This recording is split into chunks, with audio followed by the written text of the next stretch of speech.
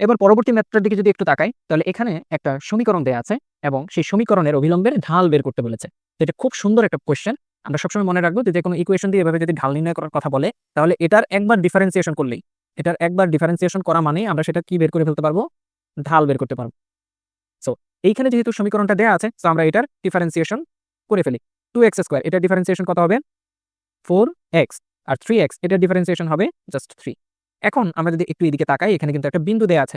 So এই বিন্দুটার value হচ্ছে 0,1, x এর ভ্যালু 0, y এর ভ্যালু 1। সো আমরা জাস্ট x যত জায়গায় আছে সব জায়গায় 0 বসাবো, আর y যত জায়গায় আছে 1 বসাবো। বাট এখানে কোথাও y নেই। সো আমরা জাস্ট x এর ভ্যালুটাই এখানে ইনপুট দিব। x এর ভ্যালুটা ইনপুট দিলে কি হয়? 4 × 0 অর্থাৎ 0, আর থাকলো শুধু 3, অর্থাৎ এই 3টাই কিন্তু আমাদের ঢালের ভ্যালু। সো আমাদের আনসার হবে কোনটা? এই খ, তাই না? না, একদমই ভুল। 3 কোনোভাবেই আনসার হবে না। একটু ভালোভাবে আমাদের এখানে লক্ষ্য করতে হবে, প্রশ্নে কিন্তু অভিলম্বের ঢাল চেয়েছে, নট স্পর্শকের ঢাল।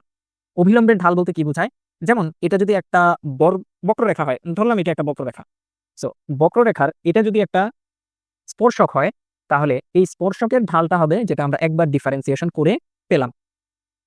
কিন্তু যখন আমাদেরকে অভিলম্বের ঢাল বের করতে বলবে, তখন কিন্তু এই স্পর্শকের উপর একটা লম্ব আছে, এই লম্বের ঢাল আমাদের বের করতে হবে।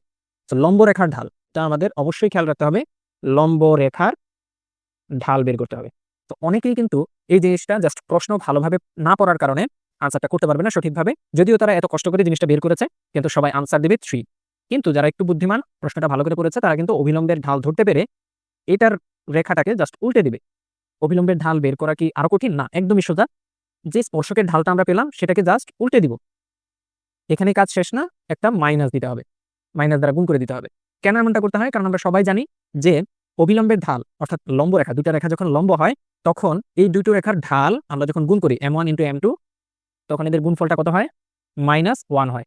তো আমরা যেহেতু একটা রেখার ঢাল জানি, আরেকটা রেখার ঢাল জানি না, তো আমরা ধরে নিলাম m2 এর ঢালটা আমরা বের করব। তাহলে m2 সমান কত হবে?